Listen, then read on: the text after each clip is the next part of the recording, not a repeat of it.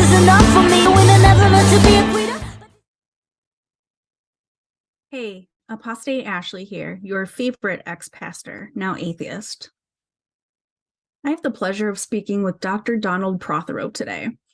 Donald Prothero has taught college geology and paleontology for over 40 years at Caltech, Columbia, Cal Poly Pomona, Occidental, Knox, Vassar, Glendale, Mount San Antonio, and Pierce Colleges. He earned his BA in geology and biology, highest honors, Phi Beta Kappa, College Award, from University of California, Riverside in 1976, and his MA in 1978, MPhil in 1979, and PhD in 1982 in geological sciences from Columbia University. He is the author of over 48 books, including 8 leading geology textbooks and several trade books, and over 360 scientific papers, mostly on the evolution of fossil mammals, especially rhinos, camels, and horses, and on the Earth's magnetic field changes to date fossil-bearing strata. He has been on the editorial boards of journals such as Geology, Paleobiology, Journal of Paleontology, and Skeptic magazine. He is a fellow of the Linnean Society of London, the Paleontological Society, and the Geological Society of America, and also received fellowships from the Guggenheim Foundation and National Science Foundation. He served as president of Pacific Section, SEPM, standing for Society for Sedimentary Geology, in 2012, and served for 5 years as program chair of the Society of Vertebrate Paleontology. In 1991, he received the Charles Schuker Award for Outstanding Paleontologist under the age of 40. In 2013, he received the James Shea Award of the National Association of Geology Teachers for outstanding writing and editing the geosciences. In 2015, he received the Joseph T. Gregory Award for service to vertebrate paleontology. In 2016, he was named a Friend of Darwin by the National Center for Science Education. In 2023 to 2024, he was appointed a Distinguished Lecturer by the Paleontological Association. He has been featured on numerous TV documentaries, including Paleo World, Walking with Prehistoric Beasts, Prehistoric Monsters Revealed, Monster Quest, Prehistoric Predators, Entelodon, and Hyenodon, Conspiracy Road Trip, Creationism, as well as Jeopardy and Win Ben Stein's Money. Please join me in welcoming Dr. Donald Prothero.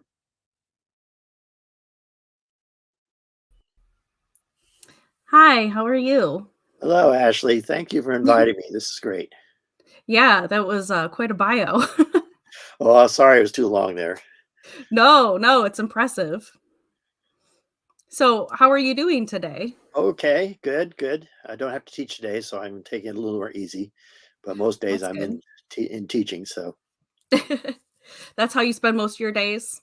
off and on, the days I don't teach, I try to work hard at home and get stuff written and published. So I have 2 more books coming out this year, and a bunch of scientific papers that I have to deal with in various stages of production, including I got one accepted just this morning. So that's a big deal. So Oh, wow. So the number 48 is not that'll be a scientific necessarily paper number 366, I think. So 366. Wow. Okay. as I recall, the numbers sort of slippery. So Well, I thought that I would start off with some typical young Earth creationist claims just to kind of be an icebreaker for this and okay, have you give your thoughts on those. okay, Okay. So this one's a pretty common one that we hear pretty often. So if yeah, humans are descended from apes, why are there still apes? yeah. This comes from a fundamental misconception of how evolution works.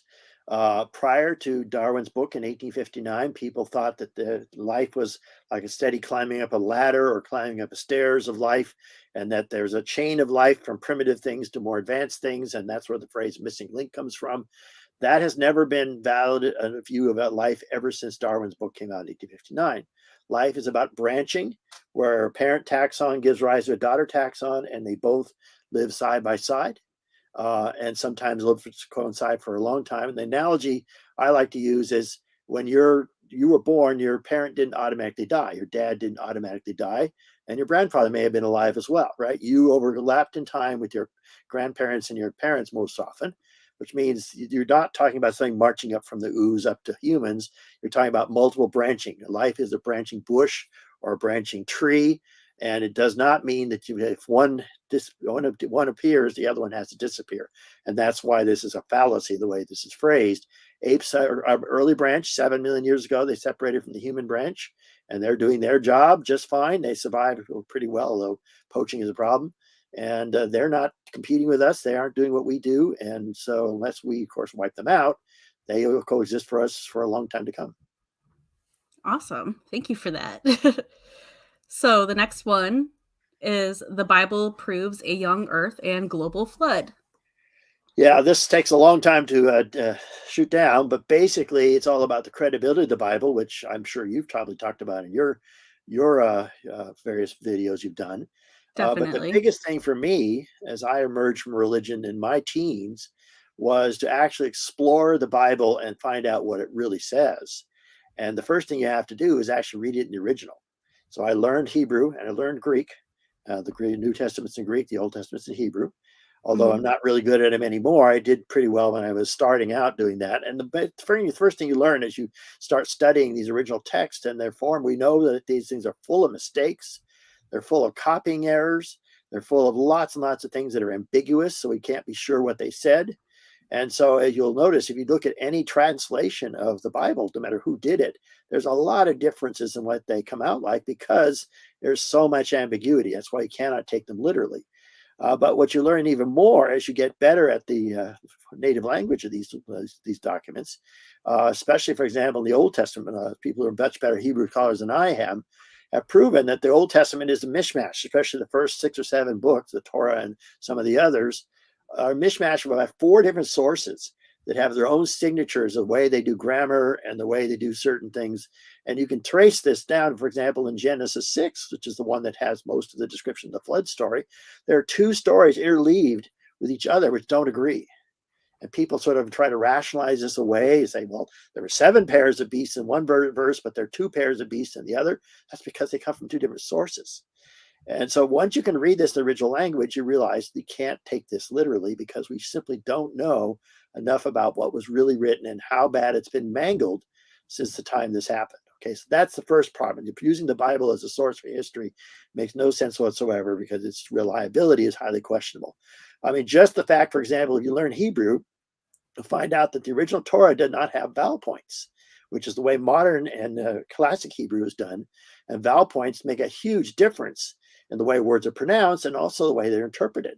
And we don't know what they were when these things are originally written down. So there's a ton of reasons that if you learn Greek and Hebrew, that the Bible can't be trusted as a source for reliability. And if you're just doing it based on somebody's translation, especially a horrible translation like King James, which is the worst translation out there, but the most popular one, just because it's old, you're basing it on a complete, a foundation of sand. There's no reason to take the Bible seriously as a scientific document. It certainly cannot be taken literally. No, it definitely cannot. There's other arguments there about young Earth and Great Flood, but I'll move on. Yeah, there's so much that could be said. I could only imagine. Topic all by itself. Okay, so this one is a little silly. The devil planted dinosaur bones to trick us. Well, in the early days of natural history, in the 1600s, 1700s, 1800s, they didn't know what to make of fossils. There were people like Leonardo da Vinci who realized right away that when he saw shells in the mountains of the Apennines, that it was not the Noah's flood because these shells were delicately placed and they were not capable of surviving a flood. So they were found from an earlier history of the Earth. And it still was true about 1800 that people thought, well, maybe some of these shells were produced there by the devil and they were used to tempt us. But eventually, looking at enough animals that have shells and animals that have bones, we come to realize that these things are not placed to trick us. And what this really tells you is how little people understand about what fossils are. I mean, the dinosaur bones are definitely not supernaturally produced by the devil. They are natural objects in various stages of disrepair, mostly broken pretty bad. And you can't imagine, I've heard, there's a corollary to this. There are people who believe that paleontologists faked those dinosaur bones in order to get money or something like that. I can't imagine why they would. And there's people who will literally believe that because they don't want to believe the evidence of the fossil record. And the fossil record is upsetting to literal belief in creationism. So the funny thing is, we'll have some creationists who deny dinosaurs even existed and claim they're all fakes, which I couldn't believe for a while, but it's real. And there are people who enough in the conspiracy mindset to believe that. But what's more common now is things like Answers in Genesis and Kent Hovind and the pastors who realize you can't take dinosaurs away from the people. They're too popular. They co-opted dinosaurs and try to pretend they know something about them and say their own version of paleontology in order to convince their followers. And so that part is frustrating because, of course, they have no idea what they're talking about. That has to be frustrating. Incredibly, because there's so many people that believe it too. Right. I mean, I used to, when I was in my younger years, I debated creationists all the time. I debated Dwayne Gish and beat him. I played the game of, dealing with creationists. And then after a while, I just got tired of it because it's always the same thing, right? They never change their arguments. They never learn when arguments to be debunked because they always know there's another sucker out there who will believe what they say. And so you can't win in the sense of actually beating them that way because they're never going to acknowledge that they ever heard anything. When I debated Dwayne Gish, he ignored everything I said and just gave his canned talk that he always gave. And I knew what his slide sequence was. And I stole his arguments and got to them before he got to them and actually debunked them. And nobody noticed. So it's a complete waste of time. And now what happens the last couple of times I've actually faced off against creationists, most recently in 2009, which is how seldom I do it anymore.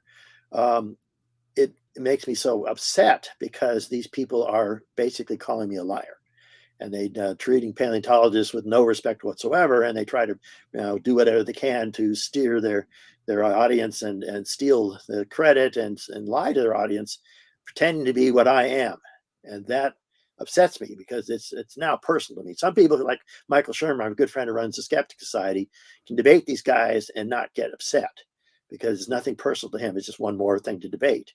But, it's my life and they're calling me a liar. And so I really don't enjoy dealing with these people anymore. Life is too short. Yeah, I don't blame you at all. At all. I think maybe we can do one more. Sure. And then get to the actual questions for the interview. Yeah. Your interview. You decide what you want to do. So okay. So volcanoes blasted the animals around the planet after the arc. I had never heard that one before. Anyone who's ever seen pictures of a volcanic eruption knows no animal would survive in that context. You forget they would instantly be incinerated and turned into ash the minute of rocks at 1600 degrees Celsius touch you. And not only that, but what they do is blast a few things like the volcanic ash up in the stratosphere, but that's microscopic. They don't blast anything that size very far at all, and it would die on the land. So that one's a new one to me because it's so ridiculous. It is pretty ridiculous. Okay, so I would kind of like to get into some of your upbringing in religion and ask if you can discuss your religious background and upbringing and how this has influenced your views on religion and spirituality. Okay. So I was raised in the Presbyterian Church, which is sort of a moderate, middle of the road, not too fundamentalist, not too liberal form of Protestantism. Still is pretty much, although there are various flavors of Presbyterians. My whole family was religious, and the ones who are still alive still are. My two brothers are still religious. My parents are gone. And they basically, it wasn't a question. You didn't stay home on Sunday, right? It was everybody's going to church on Sunday. Part of our weekly ritual. We're not missing church, And when I was younger, and naive enough, like elementary school ages. It was fun. I was good at memorizing Bible verses. I'm always good at memorizing things. And, there was incentives to be, enjoying myself in Bible school and things like that. But then as I reached my teen years, a combination of factors worked. And one was, of course, I was hooked on dinosaurs at age 4. I basically never grew up. One of those kids who got hooked on dinosaurs at a young age, except I was the only one I ever knew in my entire school years who was that way. That was very rare in the 50s and 60s when I grew up. Now, virtually all kids in every grade up to about age 10 or 12 is pretty much interested in dinosaurs. And then puberty kicks in and other things like the other opposite sex get more of their attention. But back then, it was really rare. And so I've been actually invited many times by school groups to speak to them about dinosaurs and paleontology because this is so popular in that age. So I knew I wanted to be a paleontologist from a young age. And as soon as I got into like 10th or 11th grade, I was planning my college career. And I pretty much followed a straight track because I knew exactly what I needed to do and exactly where I wanted to go. And of course, that meant I was reading about evolution at age 9 or 10 or earlier. I can't even remember the first time I read about it because you get exposed to that when you start doing paleontology. And so I was fully aware of what evolution was really about and the way that at least it's presented to kids that age much earlier than most kids are who never get any exposure to it, especially when schools don't teach it hardly at all. And so as I got into the junior high and high school years in Bible school and Sunday school, and then, teenage worship services and all the rest, it just became more and more uncomfortable because these people were, talking about stuff that they didn't know about. And every once in a while I'd run into, still hear, the Noah story and all the rest treated as a serious account. And I was telling already, I knew enough geology and paleontology to know that wasn't going to be true. But, you just got along to go along, right? I would go to church like all the rest of my family every Sunday, go to services, do my job, say my prayers. And, you don't want to rock the boat, and, my parents, I think, so suspected I wasn't really into this. But, I had some friends at church, so it was enjoyable. And mostly I just was learning on the side, sort of secretly, and trying not to upset anyone in the family. And that was the way it was even after I stopped being religious and told them I wasn't taking any of this serious anymore. We agreed to disagree, and we never talked about it in family gatherings. Sometimes you have to do that. They were always praying for me, and they always do. But They that's still the do. world, and I'm not going to take away their faith and their comfort that they get from it. Just because I don't believe what they believe. That's their prerogative. I'm not going to enforce it anyway. So going away to college in my freshman year when I was 18 was the first liberating experience for me. And that was pretty much the last time I ever went to a church, except for family ceremonies. I didn't go back to any worship services again the rest of my life. And in college, even more so than high school, I'd explored the limited amount of reading you could find back then was things like a little bit of Bertrand Russell, Why I'm Not a Christian was a classic at that age. But there weren't many other books that explain the flaws in religion and the flaws in the Bible or anything like that available to most people. The scholars are doing it, but there wasn't much in the popular consumption level. So I made my own intellectual quest to find out. And so, as I said, I took Greek and Hebrew early on, Hebrew in high school and Greek in college to learn to read them in original. I had a whole course in the New Testament in Greek, and I read many chapters of the New Testament I could in one semester. And I took comparative religion courses and also did a lot of exploring comparative religions. And as I said, what little bit there was in the way of writers like Bertrand Russell, I read when I could read. And pretty soon it was pretty clear what was going on. And you couldn't take the Bible seriously. That's something I learned by reading in the original. And so I formed my own set of understandings of things, and bit by bit, I read wider and wider over the years. So now I have a full background in the Bible and how it's formed, how other religions view the world, and that's by itself something that should open people's eyes. That what you believe depends on where you came from and who you're raised by, right? And that the Most truth definitely. is so variable by background. You're raised in one community, you're going to be one religion. You're going to be raised in, say, Africa or in the Middle East, you'll be a Muslim. That should right away to be a red flag as to which one is the truth. They can't all be right. And so, by the time I was well into college, I was stopped being religious. And that's typical of a lot of people in college, right? They no longer have family enforcing them to, go to church with them every Sunday, and they encountered lots of new ideas that opened their minds, even if they're not as actively searching as I had been. And that pretty much gives them, a chance to, think about things and to learn things and to discover what they thought they knew when they were younger was wrong. And that's okay. Some people don't do that, and that's also okay. But that was my good journey. And then, most of my time was focused, of course, on developing my career. But as a paleontologist, I got better and better at it. And by the time I had my first job, which was Knox College in Illinois, I was fairly active. I was one of the early members of the National Center for Science Education's predecessor, which is called the Committees of Correspondence. They recruited me to be the downstate coordinator for Illinois, because I lived in central Illinois at the time. And that's when I got to debate Dwayne Gish and really play an active role in it. I put together a course on evolution creationism for Knox students, which was very well liked. And showed them basically in a nutshell what my intellectual journey had been, and a lot of them opened their eyes when they took that course, because I didn't make it dogmatic. I just exposed them to stuff they'd never heard. And by those years, it was a point where I no longer took religion seriously. I just had to be nice to my family when I saw them over holidays, and that was the way it worked. So, well, thank you for that. Okay, so can you talk about any experiences or events that led you to question your religious beliefs, and what led you to your decision to leave religion? Which I think for the most part, you pretty much answered that. Basically, I was having greater and greater discomfort with what they were saying especially high school church services. And then by the time I was on my own, I didn't take it any seriously again. So yeah, that's pretty much a short answer. Okay, so some of these you actually pretty much answered. So let me Yeah, go down here just a little bit. Yeah, okay. yeah. Okay, so can you discuss? Well, maybe you kind of answered that one too. Okay, how do you approach the topic of evolution, and how do you address the objections of those who reject the theory on religious grounds? So you did kind of answer the latter part of that question, Yeah. and how you address that. But nowadays, how do you approach the topic of evolution? Well, as a person who watches evolution in real time, in living organisms, I've done some experiments, living organisms, but mostly I see the fossil evidence of evolution all the time. And what I do, it's pretty much, it's just as much of the part of the universe as everything else that people accept, like the Earth. This is the going around the sun and not the sun around the Earth, right? Although, again, there are people who still believe that.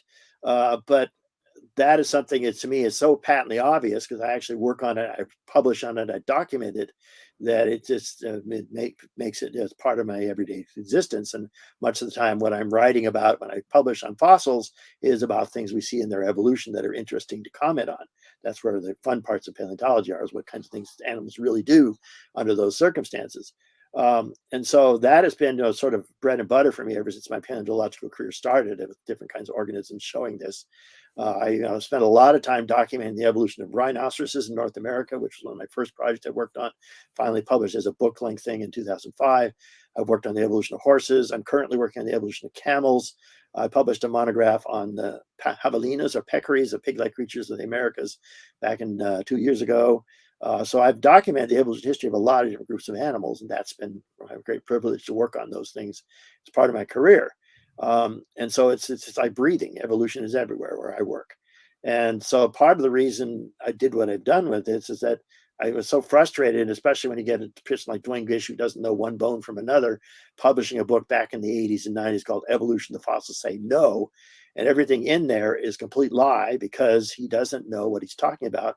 He's mostly just quoting secondhand, outdated sources, largely out of context, and not actually having ever seen a real fossil himself or collected one. He has no idea what's really being really true.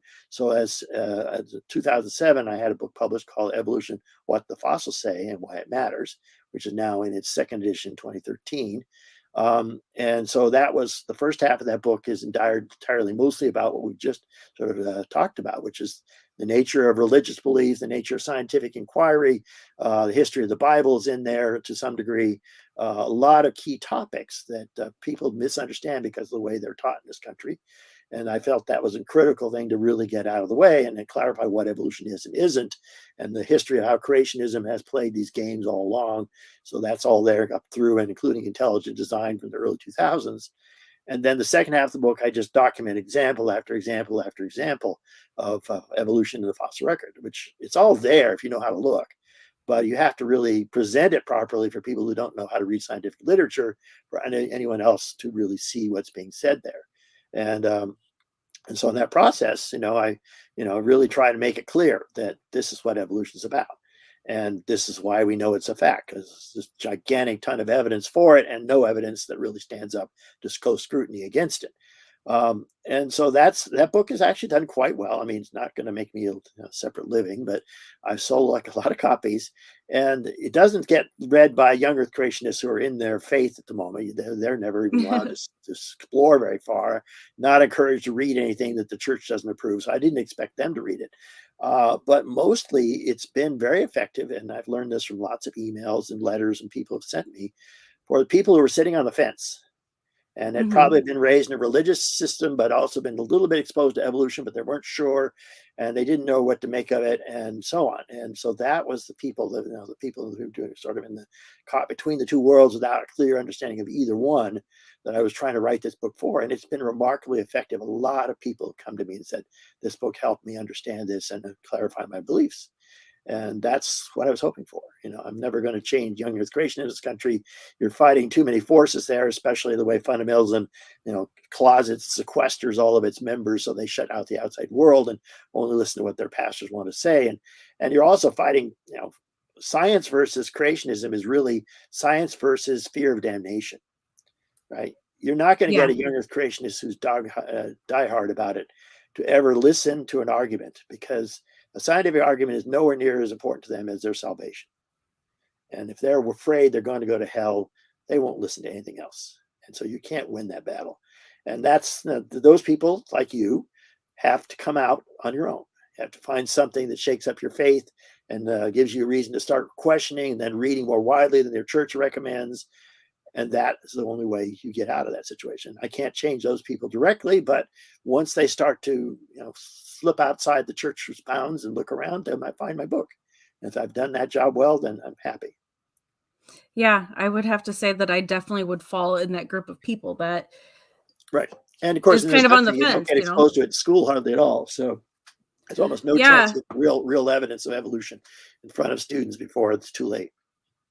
that's definitely true. I have a memory from high school where I was following the example of what my youth pastor had told me to do and was trying to refuse to take the test on evolution.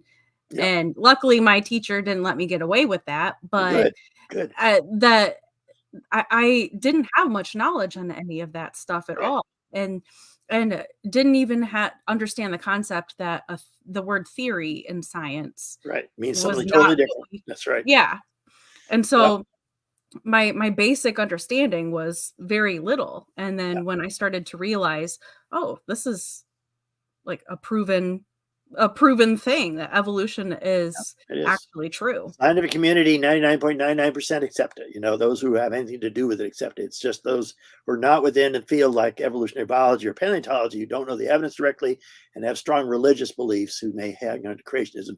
Usually it's engineers, I found out, that are most often, but not real scientists very often. And they're a very tiny minority, and they're not actually in the research field, so they're not qualified to judge either way. But the bigger problem, as you hinted, is that schools either don't teach it at all because they're afraid of repercussions and blowback from students and parents, or they teach it very limited amount with a lot of wishy-washy terminology and avoid the E word if they can, right? That is a common problem in many parts of the country, especially in the Bible Belt. And that hurts a lot of the ability to teach it. And then, that, of course, you can only do so much. I mean, a high school teacher can expect the students to learn the material they're required to teach by state law and pass a test, but you can't tell a student what to believe. And Yeah. of course, that's fine. I mean, I don't want to do that either, but unfortunately, students don't get enough to ever make a fair judgment about evolution. And meanwhile, they've had their minds poisoned by these stereotypes and false ideas about evolution, like that, why are apes still around, old saw, Mhm. that they can't judge because they have not been told the truth to begin with. And I think that another thing that would be beneficial is if they taught students where to find this information at, where to find the evidence. Right. And I was never taught anything like that. I Right. had no idea that there were places that I could look, or even the simple concept of reading scientific papers, or maybe teaching you how to try to at least tackle that a little bit. Yeah. Well, again, it's hard to do at a high school level anyway, but yeah, there are resources out there. And of course, now organizations like NCSE, which I was a member of from the very beginning, have done a better job for priming high school science teachers and priming lots of other people to put resources to their students' ability. But the majority of the states in the country, California is a good example of this, they teach from a fairly rigorous book that, like the book that my good friend Ken Miller at Brown put together, the famous Dragonfly book. It was the source of the trial in 2005 at the Dover Intelligent Design Trial. It's got evolution laced all the way through it. It's not like one chapter near the end that the teacher can avoid or skip because there's too much else to cover. And so there's a lot of ways in which you can make evolution acceptable without being too over the top. And that's one of the ways they do it. And that's still taught pretty much in all the districts that aren't too heavily influenced by religion. Here in California, it's not a problem. I know it might be a problem in the South and Ohio and places like that, but our teachers are not given any hassles by creationists that they have to really worry about. And they're always going to be students who disagree, but they just expected to do their job on the test. And that's all they have to do. And so, I looked over what my students and my kids were taught when they came through the schools in my neighborhood. And it was as much on evolution as you expect for a high school book to have. And I was really pleased with it. Not that they had any problem with it, obviously, since they've been raised by me. So, Yeah. Yeah, that would be nice. That would definitely be nice. So you've written around 50 books, but 8 of those are textbooks, right? Are yeah. those used in schools? They're used for college level classes in geology, starting with the intro level, general physical geology, which is the big rocks for jocks class that a lot of college students typically take when they need to do a science class. And I wrote a book on Earth history, which is now replaced by a different book, because the first one went out of print. I wrote a book on sedimentary geology and on stratigraphy, which is the science of dating rocks. And of course, the paleontology textbook, and that book is now the leader in its market. And then I just this last January, a year ago, published a book on vertebrate evolution, which is doing pretty well. So I tried to write just about for every subject I teach and every subject I'm qualified to talk about. And that has made up a big chunk of what I've written because, I've learned early in my teaching career that I didn't like the books that are out there. And someone said, well, write your own. And I did that and it worked. Well, okay, so speaking of vertebrae animals, when I was reading through some of the young Earth creationist claims out there, one of them that I read was that snakes don't have pelvic bones. What do you think about that? Oh, snakes, just a few snakes now have pelvic bones, mostly boa constrictors and their relatives. They're little tiny pelvic bones and they're little tiny thigh bones, femur, upper leg bone. Those are the only ones that still have them. The rest have lost them. But we have lots and lots of fossil snakes that have 4 legs. And quite a few fossil snakes that just have the hind limbs, but they're really tiny and they clearly don't do anything anymore. And I actually put color photographs of several of those fossils in my book on evolution to show you that we can show how snakes evolved from 4-legged ancestors. And so that's something that's very well documented. We have plenty of fossil records. And that's one place where you see just a handful of snakes still have that remnant of their 4-legged past, but it doesn't have any function anymore. It's just a remnant, a vestige, as we call it. And then beyond that, of course, most other snakes have lost that completely. I've also heard other arguments about sharks and their tailbones as well, and that that has nothing to do with evolution. That's something that I've definitely heard Kent Hovind talk about, is arguing That's about weird. the tailbone in sharks. Well, sharks don't have bones to start with, right? Sharks are made of cartilage and other tissues. They have bony tissue as their teeth and bony tissue in the various denticles that have in their skin, which makes shark skin so rough. But their entire skeleton is made out of cartilage, unless later in their life they actually calcify some of it and turn it hard, but it's not true bone. And Oh, okay. so I'm not sure what Kent Hovind's used that for, but that's just a part of the fact that among the first groups of animals to evolve jaws, and all those early animals evolved jaws just had cartilage skeletons, and occasionally they'd have bone for the dermal armor. There's another extinct group of fish called placoderms that have armor all over their faces and part of their body made out of bone. But the bone was a very late addition to the history of vertebrates. Most fish were made of soft tissues and held up by cartilage. Oh, okay. Okay. I'm not sure what he's talking about there, but it makes no sense to me at all. Yeah. Okay. So can let's move past that one. Okay, so can you talk about the impact that paleontology has had on our understanding of the history of life on Earth and what implications this has for our understanding of humanity's place in the world? Okay. Well, basically, paleontology is the science of understanding the history of life on Earth. So it's by definition what we do. And what's fun about paleontology is not just dinosaurs or going out in the field and finding some bones. That's a popular misconceptions about. It's more often than not, especially in the cutting edge of paleontology, it's looking at bigger things that we can understand only using the fossil record. So, for example, for the last 30, 40 years now, one of the bigger topics has been understanding mass extinctions. And not just the mass extinction 66 million years ago that wiped out dinosaurs and other things as well, but also there's major mass extinctions at other periods of time that wipe out animals that you may not have heard of. And so that was a big area of research starting in the 1980s. And it was sort of early in my career that got going. And I was involved in a bunch of that. And I still keep up with what's going on. We learned a lot about how ancient communities evolve through time and how they change. One species outcompetes another. There's a huge amount you can do with the fossil record.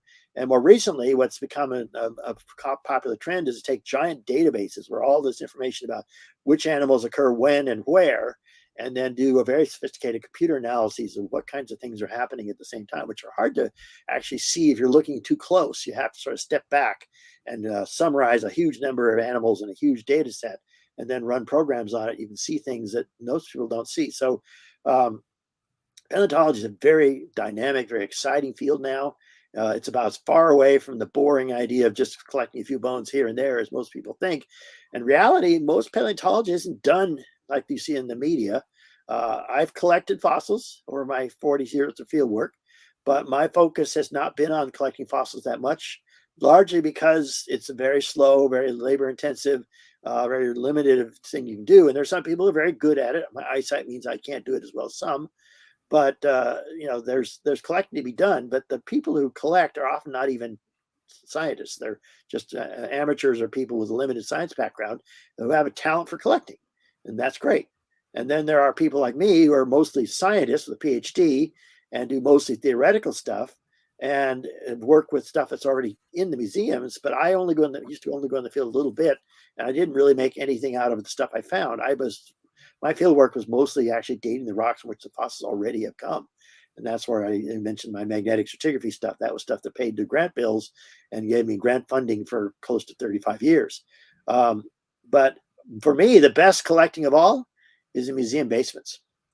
Because the biggest museums, especially like the American Museum of Natural History in New York, where I was trained, they have thousands and thousands of fossils already in storage, already safely in a collection, and there's nobody studying them.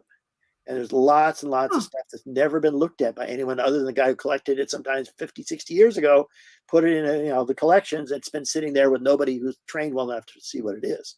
So that's really been my bread and butter. Yes, I've done field work, but I don't work on stuff I collect myself. I work on stuff that's been sitting in museums for 50 years and no one takes the time to study it. So I got lucky when I first arrived in New York in 1976, my first year of graduate school. The American Museum had just built a 10-story building inside of one of its courtyards, invisible to the public, to store this enormous collection of fossil mammals that they had gotten from a guy by the name of Charles Frick, who was a millionaire and spent his personal wealth sending collectors out in the field all around from 1930s till he died in 1965. And that collection was so enormous that the 10-floor building has 7 floors of storage, whole floor of mammoths and mastodons, a whole floor of horses, whole floor of camels, a whole floor of rhinos, all from North America, by the way. Camels, rhinos, and horses are all North American groups primarily. And three other floors of everything else. And it was all sitting there. By the time I arrived in 76, it was almost all ready for study and no one was working on it, or they're working on limited parts of it. And so I had the whole rhino floor to myself for 25 years. And that's how I wrote the book on fossil rhinos in North America back in 2005, finally in print, although most of that work was done in the 1980s. And then since that time, I've worked on fossil camels a lot, and that's my currently ongoing thing. There's a whole floor of fossil camels, 90% of which have never been looked at. And so, I mean, it's great to find new fossils in the field, but my goodness, there's so much hasn't even started to be studied that's just sitting in collections because some collector didn't know what they had, put it away, and you have to be trained well enough to know what you're looking at and how to interpret it. And there's just not a lot of people do that. I mean, the kind of stuff I work is basically classification. right? Understanding, naming new species, getting rid of species that aren't valid anymore, that kind of stuff. And most people in paleontology don't think that's interesting anymore. It's not exciting enough. It's too boring, too basic. So I'm one of the last few who enjoys doing that kind of thing, but it's great for me because I have it all to myself. Nobody else is fighting me for camels right now. I just students are the only ones working on it besides me. And at the moment, there's not likelihood that anyone else will try, because you do that kind of research, you got to spend a lot of time in the museums, and it means you want to work in the New York collection. You're going to talk months in New York, like I did when I lived there, or any collection. It's a lot of travel and a lot of sitting in towns where they're working on the collections. That's for me, that's the best collecting of all. It's much easier too. So what's some of the most interesting things that you learned while hanging out with some of those fossils in the basement? Well, yeah, the big picture of those animals is sort of known, but we're still describing new species and getting rid of old invalid species all the time. And what's really cool, of course, as I sort of hinted earlier, is North America was once the homeland of camels. Camels did almost all their evolution up until very late, when they escaped to Eurasia to make the camels you're familiar with, the Bactrian and Dromedary, and escaped to South America to make llamas and vicuñas and alpacas and guanacos. Those are the 6 living species of camels, 4 which don't have humps, right? The 4 South American ones, the alpacas and llamas and so on, don't have humps. And as far as you know, most fossil camels don't have humps. That's a thing that only the African group arrived, and the Asian groups. So the first thing is camels are very different than what you think they are, and most camels don't have humps. But camels do things like develop giraffe-like proportions. That's the one I'm working on right now. It's as tall as a giraffe with a long neck and very long legs, but it's a camel. And they do all sorts of cool things. Likewise with rhinos. Most rhinos didn't have horns. Okay, everybody's way of thinking about a particular animal is based on what the modern ones do, but the ancient ones don't do that at all. And there's lots of cool things about rhinos that, surprising combinations. There's a rhino, the largest land mammal ever lived, that was, 20 feet tall at the shoulder and weighed 20 tons. There's some really, really cool animals there. Again, most people have not heard of it unless they read and pay attention to paleontology stuff that's going on. The horses, of course, once used to have three toes on their side and had very different proportions and very different teeth, and they've changed as well. And so, on with peccaries, there are a lot of different kinds of peccaries that are now extinct. And I've worked with a bunch of other animals as well. So that, to me, that's lots of fun. Giraffes, for example, most giraffes are short necks. The only one species alive today that's long necked, and there's one like the okapi, which has a short neck like most camels, or giraffes, excuse me.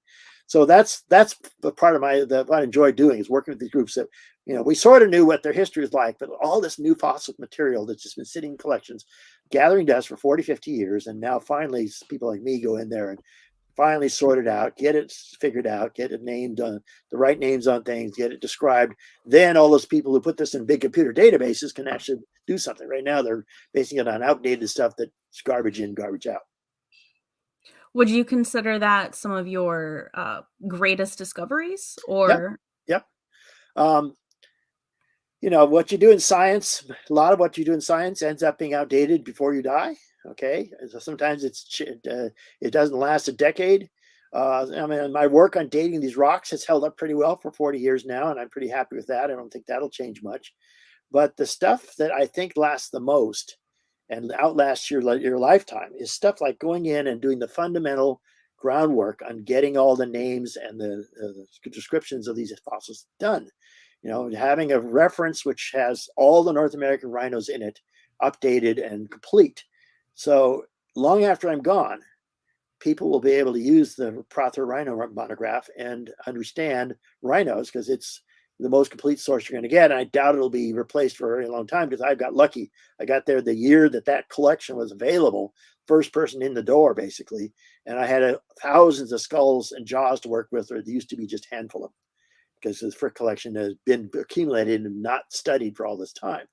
And I look, for example, at stuff in my field, and the stuff that we still read 100 years later are the original descriptions and the original names of all these animals. We still have to go back to stuff that was published in the 1880s. That stuff lasts forever, because everybody has to use it if they want to do anything fancy with these fossils, like put them in a computer database and make fancy stories about them. They still has to go back to who's named what, when, and what names are right and what names are not. So I look at my rhino monograph as something that'll live out long past me.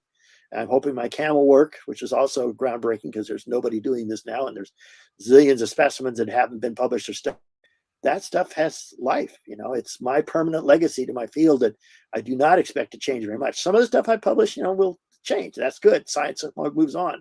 But this is fundamental work. This is groundwork. This is, getting the names and the descriptions and the places right. Everything depends on that being done right. And that's why I feel it's very important, even though nobody wants to do it anymore but me, basically. Everyone else wants to chase stuff that gets grant funding and it's hot and glamorous, like making computer models, these things moving around. And that's all good. But if you don't have the name right, it doesn't mean much. Wow, that's really cool. Oh, thank you. I mean, I wish more paleontologists thought that. They just they're too taken away with the next fad. And I've been around the field 40 plus years, so I've seen a lot of fads come and go. But getting basic taxonomy, basic classification right, never goes out of date. Because it's really foundational to everything else. So aside from it being important work and that nobody else does it, do you enjoy doing it? Oh yeah, I mean that's part of it.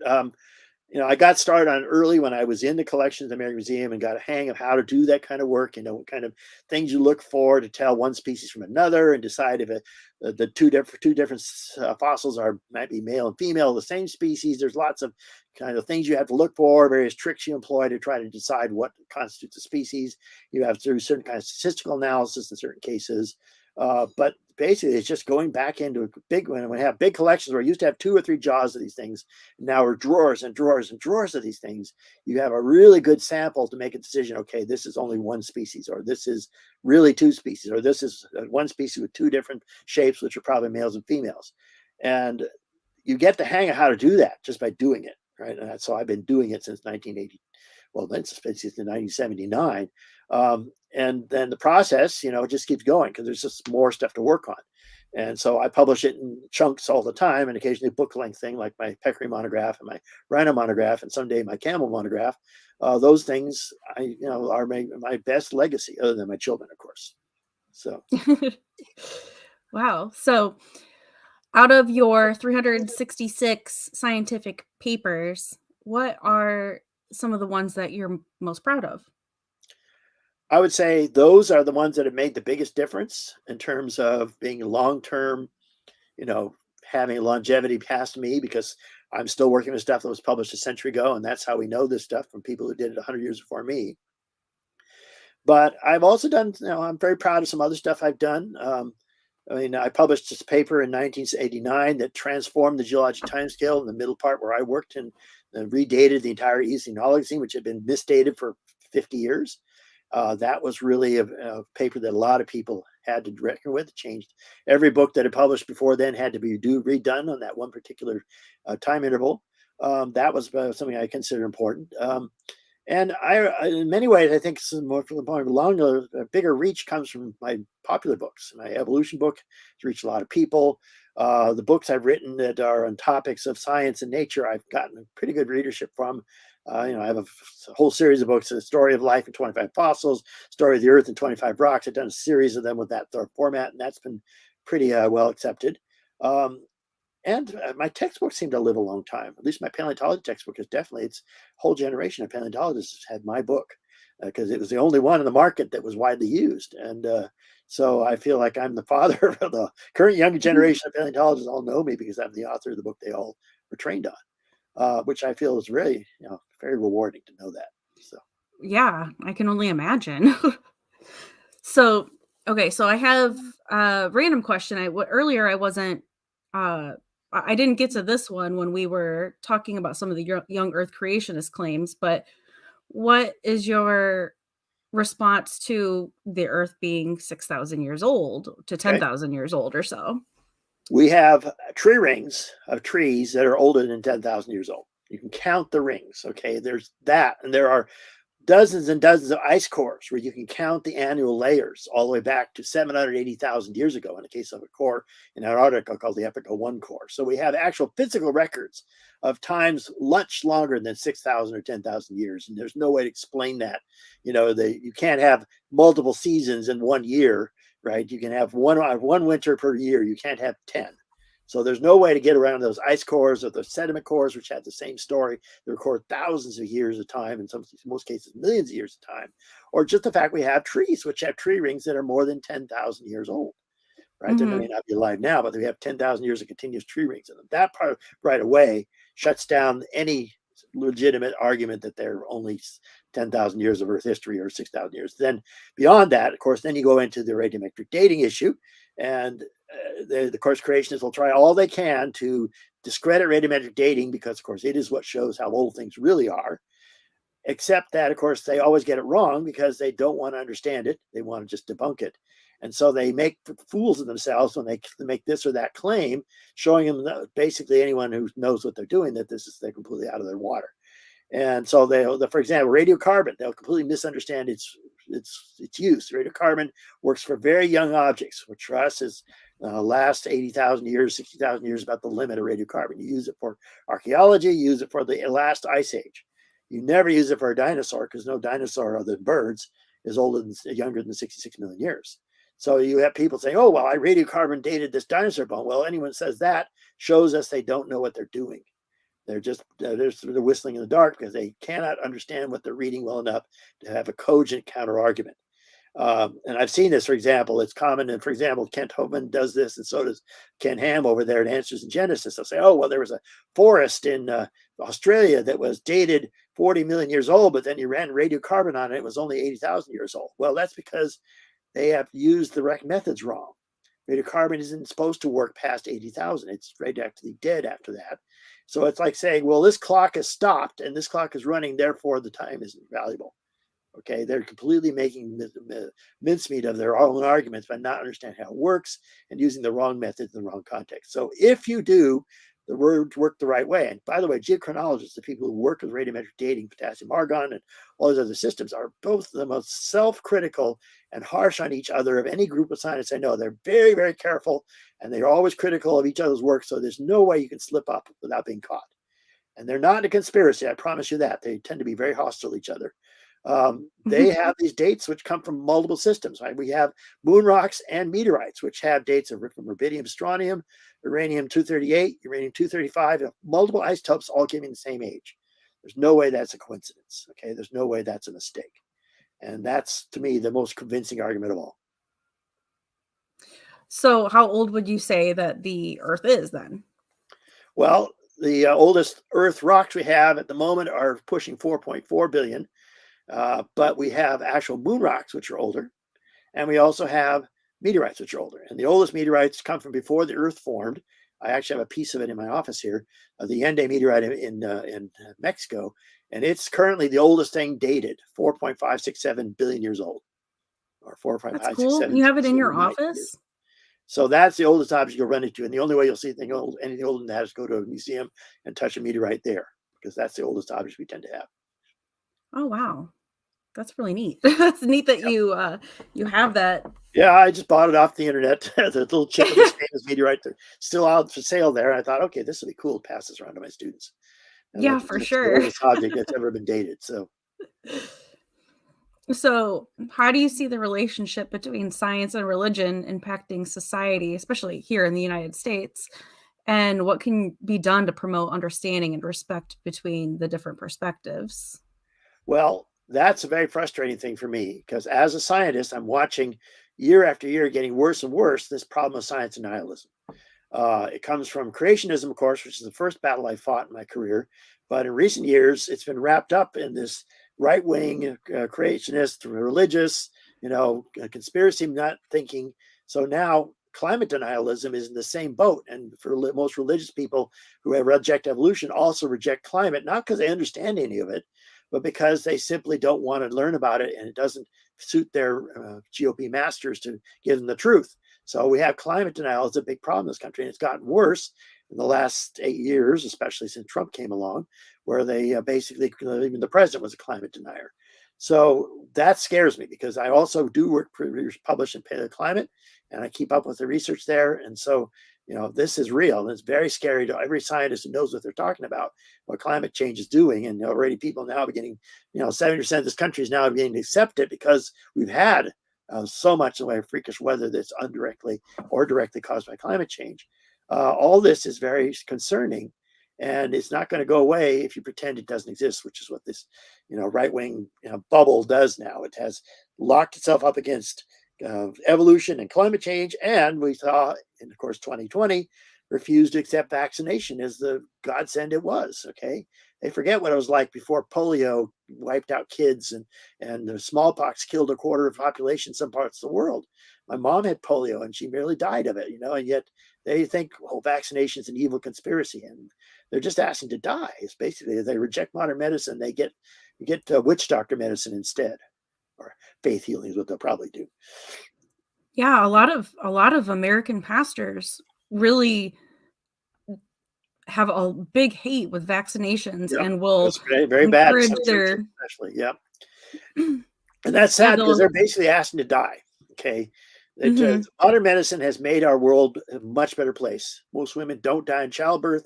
Most children, unless they're in the underdeveloped part of the world, survive. Charles Darwin, who's on the screen behind me, was a rich man with the best medicine available to him in the 1850s, and 3 of his 10 kids died in childhood. That was normal.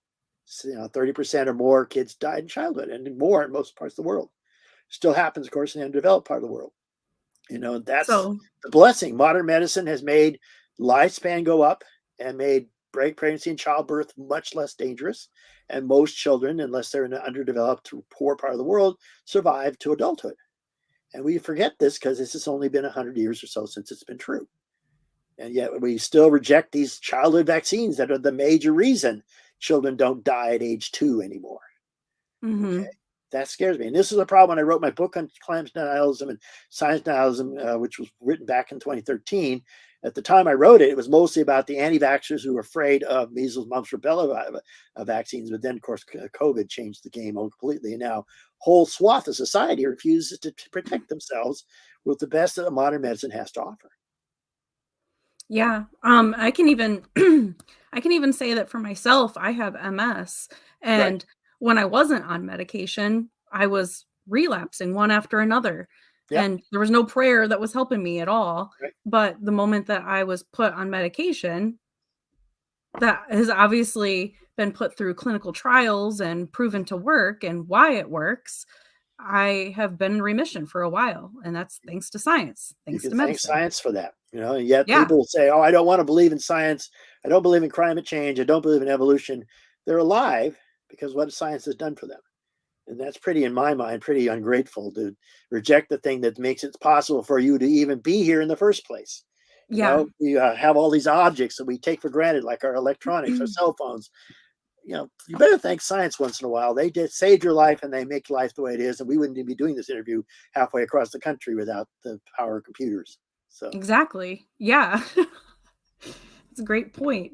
how are we for time here? So, We got a couple of minutes left. Yeah.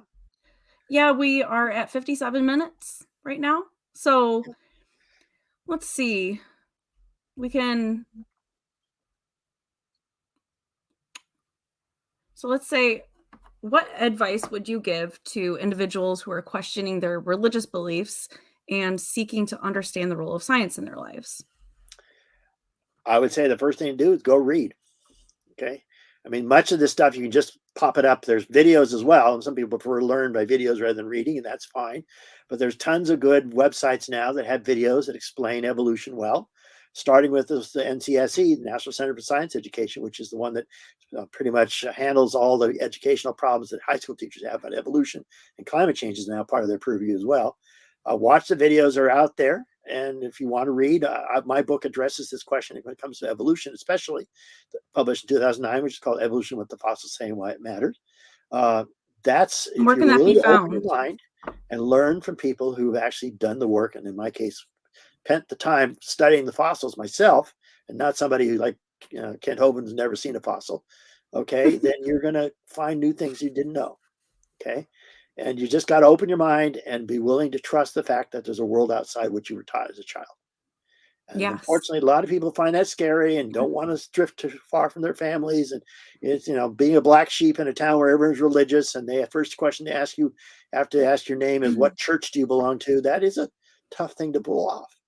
But, It is lots of very people are scary, doing and it it can well. be heartbreaking to find out you were wrong, but it's okay to be wrong. And it was hard to do. And I was a kid, it was very hard to find any resources that would tell you anything other than what churches want you to know. Bertrand Russell was the only writer I could find. Now it's very easy. And not only is there stuff on the internet, but there are lots and lots of authors. Richard Dawkins writes very provocatively, but very straightforwardly about atheism and science, does a very good job of it. He's a very powerful writer. Many others have done this as well as you're truly. And the basic thing is, it's tough to be a black sheep in a religious environment, but there are ways you can do that without rocking the boat too much and let yourself explore and learn about the world other than what you were taught as a kid. And I'm just hoping the more people will try this. It's a challenge, and it's not easy if you're surrounded by people who are very devout, as you were at one time, and having to learn to find something out that they don't want you to know or don't want to hear. So yeah. So somebody asked a question. They sent a super chat. Are you okay with answering that? Sure. If we have enough time, go ahead. Okay. Did you have any work in dating the solar system with geology? Okay, I don't actually do the dating myself, but I've read the literature and understand it works. The way we date the solar system is to get the oldest meteorites we know of, which are called these chondritic meteorites, which are pieces of the original solar system before planets formed. Those give us the oldest dates, the time of the solar system. And that one I mentioned earlier, the Ende meteorite is currently the oldest record holder, 4.567 billion years old. So that's where we know it, but I don't personally work on that. I just bought a piece of it off the internet to show to students, but that's not my field. I just know about it because I teach it. Awesome. Well, thank you, Constellation Pegasus, for that. And thank you, Ricky. He says, great discussion. Thank you, Ashley and Dr. Prothero. Well, thank you for that. I really appreciate this conversation. This has been really great and very educational for me. As an educator, but also as a scientist, to try to do better, to let people understand scientists are human. Scientists make mistakes, scientists correct their mistakes, but we learn things that are true about the world and we move forward. And one of the things people have to learn to do is broaden their perspectives and learn stuff they weren't taught in church, which unfortunately is hard to do, but it's very, very liberating once you get out of it, as you learned, of course. Yes, very liberating, of course, definitely. Well, thank you so much for coming on here today and everything that you've done. I wish you a happy Darwin Day on Sunday. Sunday is not just Super Bowl Sunday. Sunday is also Darwin's 214th birthday. He was born on February 12th, 1809, a few hours ahead of Abraham Lincoln. They share the same day of birth. But of course, he was born in Shropshire in England. Lincoln was born in Kentucky. So they were hours apart. But anyway, Sunday's Darwin Day. So while everyone else is watching the Super Bowl, as scientists are celebrating Darwin Day. I probably won't be watching the Super Bowl. Maybe I'll check out the halftime show, but that's about it. It's up to you. I probably won't either. Well, thank you so much for talking with me today, and I hope you have a great rest of your day. Thank you so much for inviting me. It was a great interview. Yeah, thank you.